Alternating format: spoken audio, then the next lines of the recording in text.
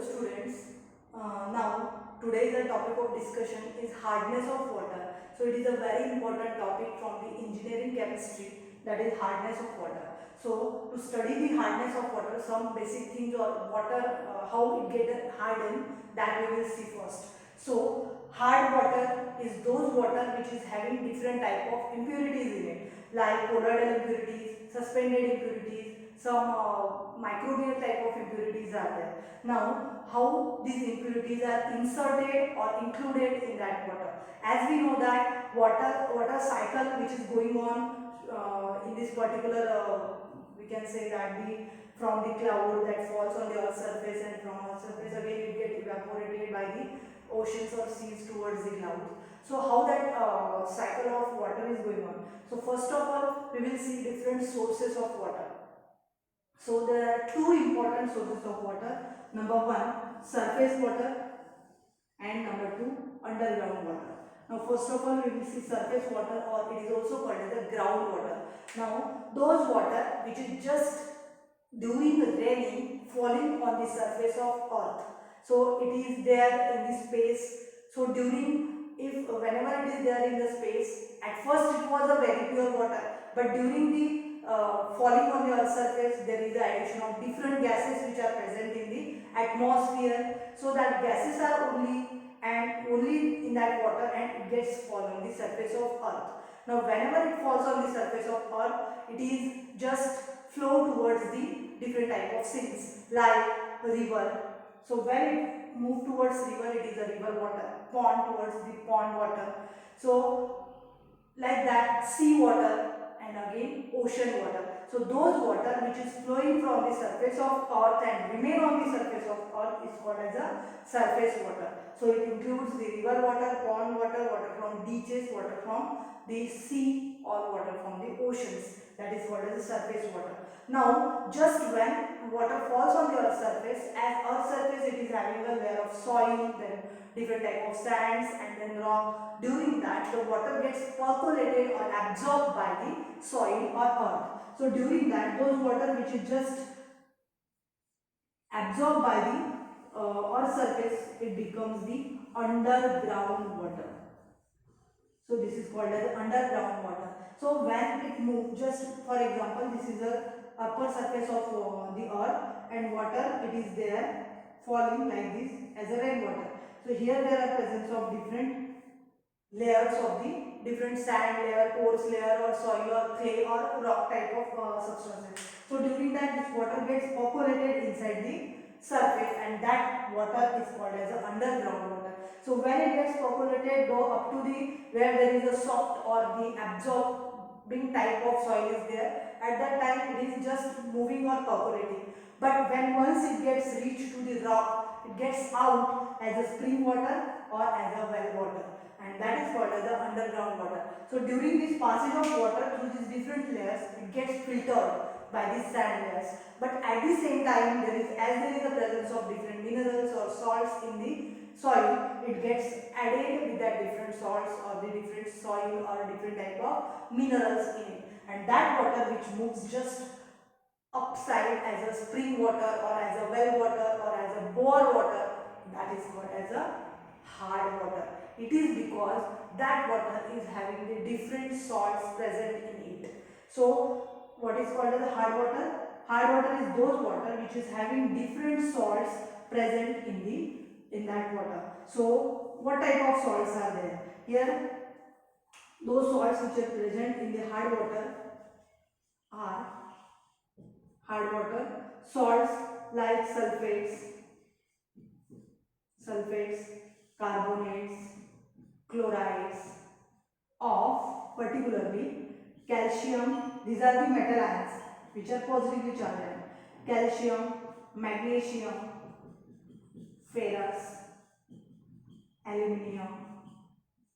So these are the different type of ions, positively charged ion and negatively charged ions. When these both type of ions are present in that water, so it remains there as a salt, and that salts when present in the water, it is called as a hard water. So how these salts are present? Calcium sulfate, calcium carbonate, calcium chloride, magnesium sulfate, magnesium carbonate, magnesium bicarbonate, calcium bicarbonate, magnesium chloride, then ferrous sulfate, aluminum chloride, like this.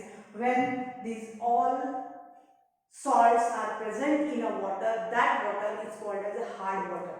Now, why this hard water is not used? So here there is a reason that because of these different salts which are present in a water, so whenever water is used, so and there is a reaction of water in between the different type of another substances and water itself, at that time these different salt interferes in the reaction and it gets itself reacted while the water molecules are not reacted, and that's why it becomes injurious number of times when that water is used on the domestic purpose or on the level of the household purpose. And at the same time, when that same water is used on the industrial level or in the different factories, at that time it is also again becomes injurious. So that's why it is to be used the particularly the soft water instead of hard water. Now next we will see the soft water. Soft water is that water which is used.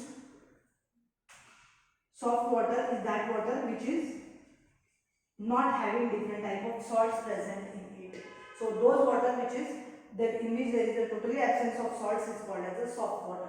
Now after this term soft water and hard water, we will move toward the hardness. So what is hardness? As we know that hard water is presence of different salts, so the tendency or the property of water by which the salts are present in a water, it is called as a hardness of water. So property or the phenomena by which the different sulfates, chlorides, carbonates, bicarbonates of calcium, magnesium, that ferrous, aluminium, sometimes manganese. So these salts are present in the water is called as a hardness of water. So hardness of water is measured particularly in the parts per million, milligrams per liter, degree Clark or degree French. So in this way we have seen the hardness of water basic idea. Now after that we will see actual definition of hardness of water. Hardness of water is called as a prevention to lathering of soap, or it is also called as a soap consuming capacity of water. Now, soap consuming capacity of water or prevention to the lathering of soap, how it is proved we will see now.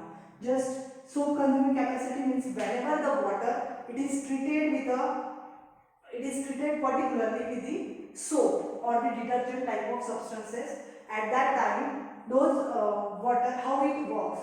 Now as we know that the soap or the detergent or the any type of the soapy type of substance is nothing but the sodium or potassium salt of a higher fatty acid. So we will consider here a stearic acid which is having its carbon number 70.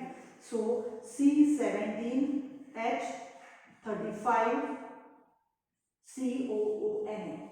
It is a sodium salt of stearic acid. So it is also called as a sodium stearate. So it is nothing but the soap. Sodium stearate. Now this sodium stearate whenever treats with a water that is not soft but hard water.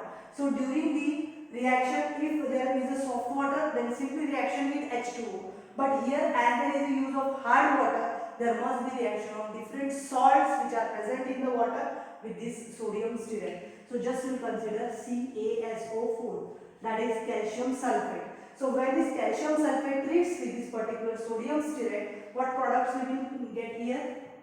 So this calcium, a single calcium, as it dissolves in water, it gives the Ca dipositive ion, it consumes the 2 moles of stearic acid. So in this way, here C17H35 COO, again C17H35 COOCA. So in this way, instead of formation of lather, instead of formation of NaOH and this stearic acid, there is a formation of sodium or that calcium salt of stearic acid. So here there is a formation of calcium stearate. Calcium stearate is formed there, which is nothing but called as a scum. So it is a white precipitate which is a sticky precipitate which is not active on any type of dirt or any type of cloths to wash, but it is just there as a curd like precipitate which is a sticky and remain that white color precipitate and remain in that sample of water. So in this way here we can see that there consumes, so here soap gets consumed and remaining this Na we can write here Na2SO4. So in this way byproduct is produced there, and but important is that stearic acid is consumed by calcium ions and in this way calcium stearate is produced. So we can say simply from this that soap consuming capacity of water is nothing but the hardness of water, or prevention to the lathering of soap is called as a hardness of water. Now after that we will see what are the types of hardness are there. Now mainly there are two types of hardness which are also very important. We will see it one by one. Number one is the temporal